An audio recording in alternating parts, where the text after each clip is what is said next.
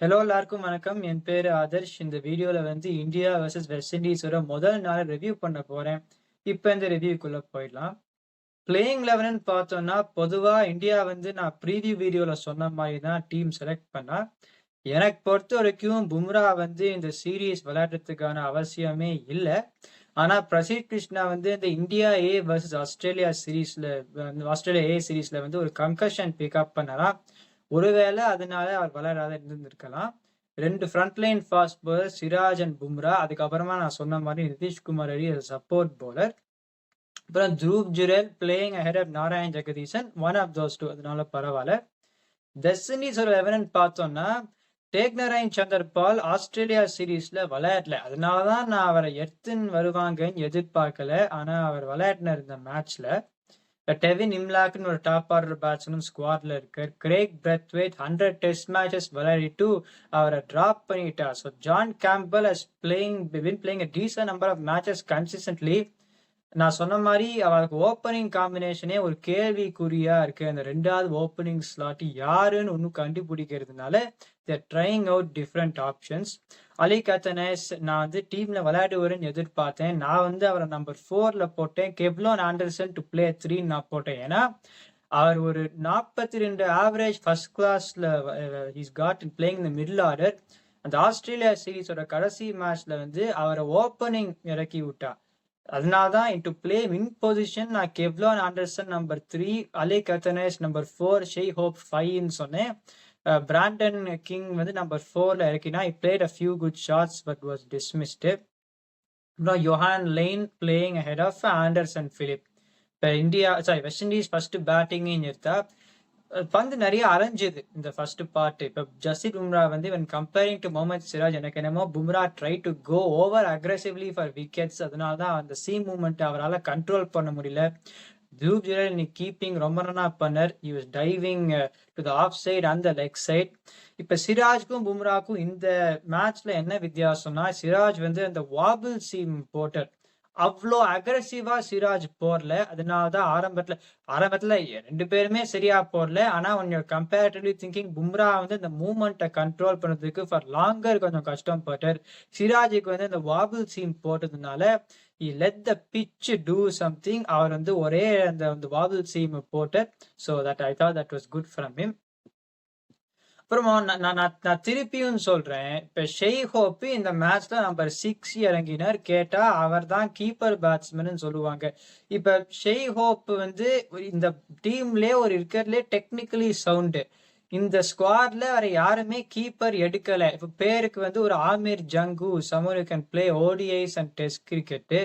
அவரை இந்த நேபாள் சீரீஸ்ல ஓப்பனிங் இறக்கி விட்டா when he's more suited for longer formats. அப்படி இருந்ததுன்னா இப்ப ஒரு மிடில் ஆர்டர் நம்பர் 3, 4ல யாராவது அடிப்பாளாங்கிற சந்தேகம் பட்டு வந்ததுன்னா Shai Hope could have played at number 4 and Amir Jangoo could have played in his place at number 6. So அந்த கொலாப்ஸ் அவாய்ட் பண்ணியிருக்கலாம்.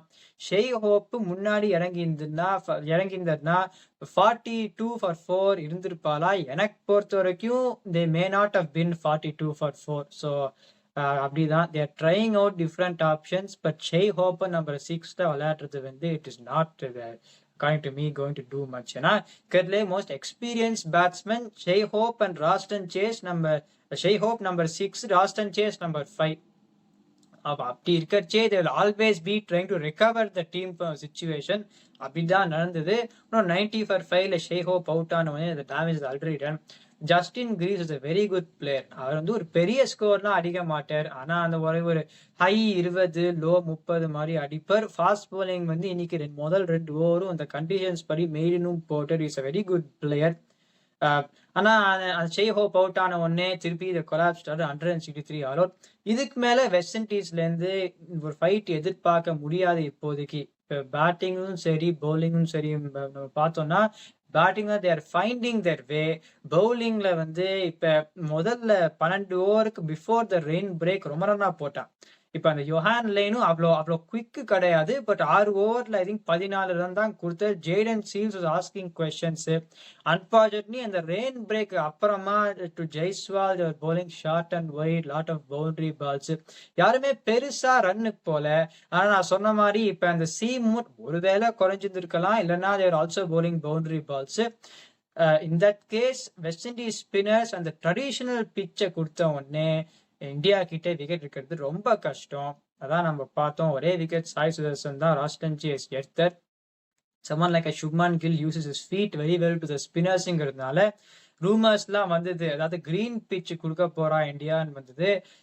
அலைஞ்சுது இன்னைக்கு. ஆனா கிரீன் பிட்ச் எனக்கு பொறுத்தவரைக்கும் the pitch did not look green. I think they are given a traditional subcontinental surface. அது கரெக்டான move தான். இப்ப இந்தியாவோட பாயிண்ட் ஆஃப் வியூல இருந்து நம்ம பார்த்தோம்னா பும்ரா, சிராஜ் 14 ஓவர் போட்டா இன்னைக்கு ஸ்பின்னர்ஸ் அவ்வளோ பவுலிங்கே போடல. எனக்கு புரியவே இல்லை. when you got Harshdeep Singh, Mukesh Kumar and ஒரு Anshul Kamboj, maybe if is not in the direct plans, but still Harshdeep Singh and Mukesh Kumar, Bumrah அந்த மேட்ச் விளையாட்டுறதுக்கான அவசியமே கிடையாது. Is bowled a lot of overs considering how many overs was bowled. Siraj அது ஏஷியா கப் விளையாடல. Bumrah was part of the Asia Cup touring squad. Then he has been playing this match. So அது மட்டும் எனக்கு வந்து இப்போ ஹர்ஷ்தீப் சிங் விளையாட்டுருந்தா இதே ஒரு மாதிரி ஒரு பெர்ஃபார்மன்ஸ் தான் கொடுத்துருப்பார் according to me.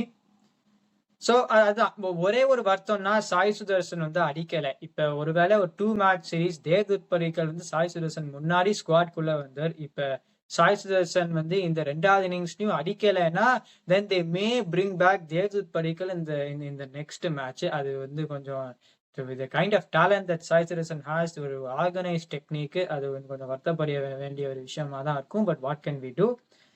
India is not looking like batting a second time in this match. ஒரு அட்லீஸ்ட் ஒரு நாளைக்கு ஃபுல் டே ஆகுது விளையாடிட்டு half of the third டேல வந்து டிக்ளேர் பண்ணி ஒரு ஆல் அவுட்டோ டிக்ளேரோ then they will look to not bat again தான் நான் நினைக்கிறேன். என்ன நினைக்கிறதுன்னு பார்க்கலாம். அந்த வீடியோ என்ஜாய் பண்ணீங்கன்னா லைக் பண்ணுங்க, சப்ஸ்கிரைப் பண்ணுங்க, கட் பண்ணுங்க. My opinion. வாட்ச்